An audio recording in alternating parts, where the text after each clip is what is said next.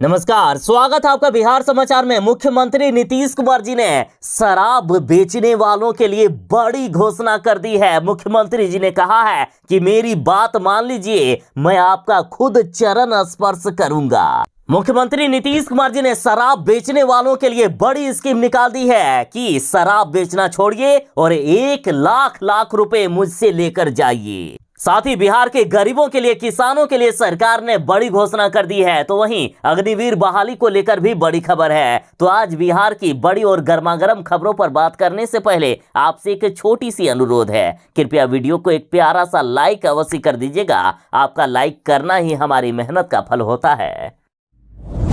शराबबंदी को लेकर मुख्यमंत्री नीतीश कुमार जी ने अब तक का सबसे बड़ा ऐलान कर दिया है। नीतीश कुमार जी ने शराब बेचने वालों के लिए बम्पर ऑफर दे दिया है कि शराब छोड़िए और 1 लाख रुपए ले जाइए। मुख्यमंत्री नीतीश कुमार जी ने शराब बेचने वालों को ऑफर दिया है कि शराब की होम डिलीवरी छोड़िए, सरकार आपको 1 लाख रुपए देगी। शराब बेचने वालों के लिए खुशखबरी है, नीतीश कुमार जी ने उनको खुला ऑफर दे दिया है। दरअसल नीतीश कुमार जी ने नशा मुक्ति दिवस पर यह बड़ा ऐलान कर दिया है। नीतीश कुमार जी ने कहा कि बिहार में जो कोई शराब की होम डिलीवरी कर रहा है, यदि वे शराब बेचने का काम छोड़ देगी तो राज्य सरकार 1 लाख रुपए उन्हें देगी। सिर्फ शराब बेचने वाले ही नहीं, बल्कि ताड़ी बेचने वालों के लिए भी ये स्कीम चलेगी। अगर वो व्यक्ति ताड़ी के बजाय नीरा बनाएगा तो सरकार उन्हें भी 1 लाख रुपए देगी। अब मुख्यमंत्री नीतीश कुमार जी ने भी मान ली है कि बिहार के बड़े बड़े जो शराब तस्कर हैं,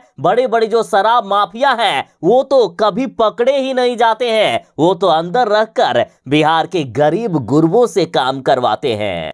और बिहार में जितने भी लोग पकड़े जा रहे हैं वे सभी गरीब हैं। इसलिए नीतीश कुमार जी ने गरीबों को बचाने के लिए बड़ा स्कीम निकाला है। मुख्यमंत्री नीतीश कुमार जी ने कहा कि मैंने तो पुलिस वालों को और उत्पाद विभाग वालों को भी कह दिया है कि अब असली धंधेबाज को पकड़िए। जो गरीब शराब के नशे में या शराब बेचते हुए पकड़े जाते हैं तो उनको छोड़िए। नीतीश कुमार जी ने कहा कि असली धंधेबाज बाहर कहां निकलता है, वो तो गरीब गुरबों को बाहर भेजकर शराब बेचवाता है। अतः इनको पकड़ने की जगह इन्हें अब हम सम्मानित करेंगे। नीतीश कुमार जी ने कहा कि जो थोड़ा बहुत शराब बेच रहे हैं या ताड़ी बेचने का काम कर रहे हैं, उनके लिए सरकार सतत जीविकोपार्जन योजना चलाएगी। जो शराब बेचना या ताड़ी बेचना छोड़ देंगे उन्हें सरकार मदद करेगी। सरकार उन्हें दूसरा रोजगार करने के लिए 1 लाख रुपए देगी ताकि वे 1 लाख रुपए से नया रोजगार शुरू कर सके।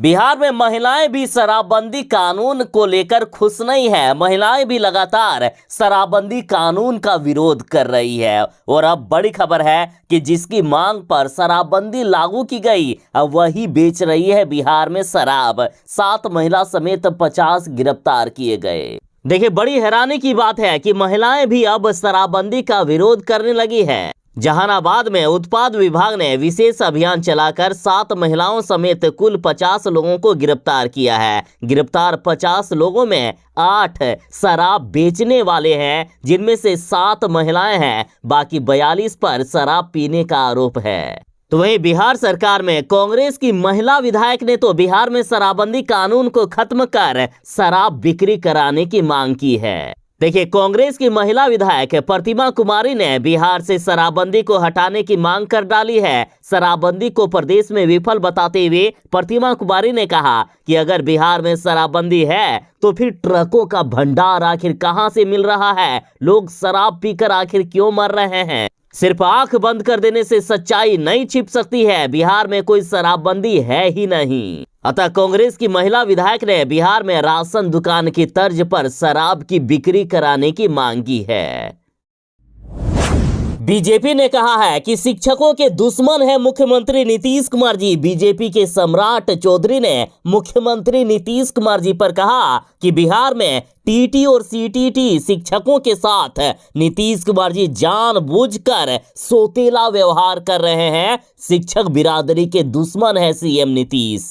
बीजेपी नेता सम्राट चौधरी ने कहा है कि नीतीश सरकार राज्य के 2.25 लाख टीटी और सीटीटी शिक्षकों के साथ जिस तरह से सोतेला व्यवहार कर रही है वो बिहार के लिए अभिशाप है। बिहार में समान काम समान वेतन को लेकर मुहिम चल रही है। देखिए, सम्राट चौधरी ने नीतीश कुमार जी से कहा है कि अगर आपके अंदर किसी का हक देने की शक्ति नहीं है तो कम से कम सुप्रीम कोर्ट के निर्णय का तो सम्मान करें और पारा 78 के निर्देशानुसार इन्हें बेटर स्केल दें। सुप्रीम कोर्ट इन्हें खुद क्वालिटी पूर्ण शिक्षक मानता है, फिर आप इनके साथ सोतेला व्यवहार क्यों कर रहे हैं। सम्राट चौधरी ने कहा कि अगर बीपीएससी से बहाल शिक्षक और शिक्षा मित्र नियोजित शिक्षक एक समान नहीं है, फिर टीटी और सीटीटी शिक्षक और शिक्षा मित्र नियोजित शिक्षक एक समान आखिर कैसे। इन्होंने कहा कि मैं नीतीश कुमार जी से पूछना चाहता हूं कि टीटी और सीटीटी शिक्षकों को नियोजित की श्रेणी में आखिर क्यों रखा गया है। इन्होंने सरकार को चेतावनी देते हुए कहा है कि सरकार शिक्षकों के प्रति अपनी तानाशाही रवैया छोड़ दे, वरना ठीक नहीं होगा। इन्होंने कहा कि एनसीटीई एवं आरटीई के आदेशानुसार टीटी और सीटीटी पास शिक्षकों को सीधे प्रधान शिक्षक या प्रधानाध्यापक के पद पर नियुक्ति किया जाए।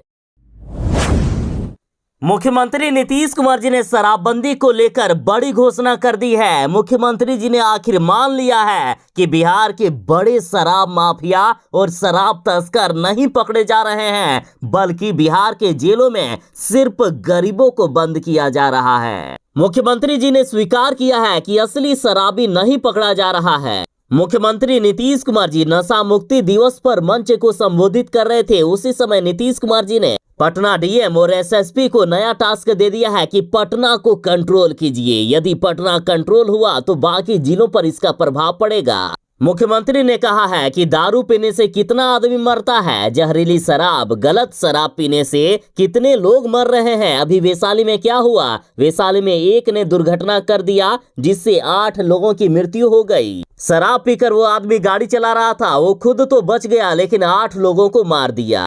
तो सोचिए शराब आखिर कितनी बुरी चीज है। मुख्यमंत्री जी बोले कि हमने जब से शराबबंदी लागू किए हैं तब से मेरे खिलाफ कई लोग हैं। नीतीश कुमार जी ने उनको भी अब चेतावनी देते हुए कह दिया है कि आपको जो करना है करिए, हमको कोई दिक्कत नहीं है, हमको इसकी परवाह नहीं है, लेकिन जान लीजिए कि शराब आखिर कितनी बुरी चीज है। साथ ही मुख्यमंत्री नीतीश कुमार जी ने शराब बेचने वाले गरीबों को ऑफर दिया है कि शराब बेचना छोड़िए, आपको सरकार 1 लाख रुपए देगी। यदि आप सरकारी नौकरी की तलाश कर रहे हैं तो आपके लिए बड़ी खबर है। इंडियन नेवी में 1400 पदों पर बम्पर बहाली निकली है। इंडियन नेवी में 1400 अग्निवीर की बहाली की जाएगी। यदि आप 12वीं पास हैं, इंटर किए हुए हैं तो आप इसके लिए अप्लाई कर सकते हैं। फॉर्म भरने की शुरुआत 8 दिसंबर से हो रही है और लास्ट डेट 17 दिसंबर 2022 तक रखी गई है। एज लिमिट की बात करें तो 1 मई 2002 से लेकर 31 अक्टूबर 2005 तक के व्यक्ति इसके लिए अप्लाई कर सकते हैं। टोटल 1400 पदों के लिए वैकेंसी निकाला गया है, जिनमें से 280 पद महिलाओं के लिए आरक्षित किए गए हैं। अग्निवीर एसएसआर मेल के लिए 1120 पद हैं। इसमें ओनली अनमेरिड कैंडिडेट को सिलेक्शन किया जाएगा। इंटर पास वालों के लिए कुछ कंडीशन भी दिया गया है, जैसे मैथ और फिजिक्स तो रहना ही चाहिए, साथ ही इनमें से कोई एक सब्जेक्ट रहना चाहिए, जैसे केमिस्ट्री, बायोलॉजी या कंप्यूटर साइंस। यदि आपका ये सब्जेक्ट है तभी आप इसके लिए अप्लाई कर सकते हैं। अग्निवीर के एसएसआर यानी सीनियर सेकेंडरी रिक्रूट की भर्ती की जा रही है और जरूरी सूचना कि आप इसे joinindiannavy.gov.in पर जाकर फॉर्म भर सकते हैं। सभी के लिए 550 रुपये एप्लीकेशन फी रखा गया है।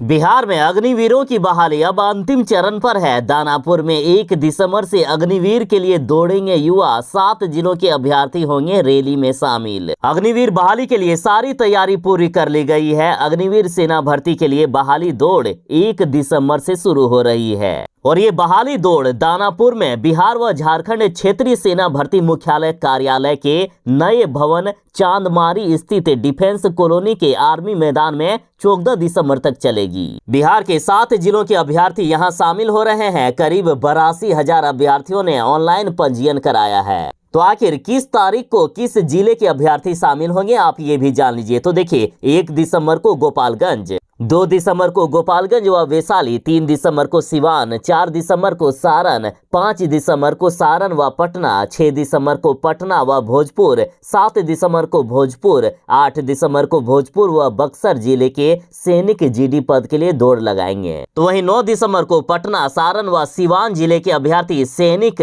क्लर्क दौड़ में हिस्सा लेंगे। 10 दिसंबर को वैशाली, गोपालगंज, बक्सर व भोजपुर जिले के अभ्यर्थी सैनिक क्लर्क में भाग लेंगे। 11 दिसंबर को भोजपुर, बक्सर, गोपालगंज, पटना, सारण, सिवान व वैशाली जिले के अभ्यर्थी सैनिक तकनीकी पद के लिए दौड़ में भाग लेंगे। तो वहीं 12 दिसंबर को पटना, सारण, सिवान व वैशाली जिले के अभ्यर्थी सैनिक ट्रेडमैन पद के लिए दौड़ लगाएंगे। 13 दिसंबर को गोपालगंज, बक्सर व भोजपुर जिले के अभ्यर्थी ट्रेडमैन पद के लिए दौड़ लगाएंगे। 14 दिसंबर को बिहार व झारखंड के सभी जिलों के युवती के लिए अग्निवीर जीडी के लिए दौड़ में शामिल होंगे। बिहार में अगले 2 दिनों के अंदर भयानक ठंड बढ़ने वाली है। बिहार के 7 जिलों में तो पारा गिर गया है, यहाँ ठंड बढ़ गई है। लेकिन मौसम विभाग ने चेतावनी देते हुए कहा है कि बिहार में अगले 2 दिनों में हाड़ कपा देने वाली ठंड आ जाएगी। बिहार में सुबह और रात में अभी से ही ठंड काफी ज्यादा बढ़ गई है। पछुआ हवा ने कनकनी भी बढ़ा दी है। लोग रजाई और कंबल के अंदर ही अब रात में दुबक कर सोने लगे हैं। मौसम विज्ञान केंद्र के अनुसार अगले 24 से 48 घंटे के अंदर बिहार में तापमान में काफी ज्यादा गिरावट देखने को मिलेगी। और बिहार में सबसे ज्यादा ठंड इस बार गया में रहने वाली है। गया समेत सारण, अररिया, फारबिसगंज, नवादा, शेखपुरा, रोहतास, बांका में सबसे ज्यादा न्यूनतम तापमान अभी देखा जा रहा है। उसके साथ ही बिहार के पटना, भागलपुर, पूर्णिया, कटिहार, सुपौल, सहरसा, औरंगाबाद, पूर्वी चंपारण, मुजफ्फरपुर, सीतामढ़ी, बेगूसराय, खगड़िया में काफी ज्यादा ठंड बढ़ने वाली है। बिहार में अग्निवीर की बहाली अब होने वाली है। बहाली अंतिम चरण पर है। 1 दिसंबर से लेकर 14 दिसंबर के बीच दौड़ होने वाला है। और इस बीच आखिर आपको क्या क्या डॉक्यूमेंट लेके जाने हैं ये भी जान लीजिए। यदि एक भी कागजात नहीं रहा तो आपको खाली हाथ लौटना पड़ सकता है।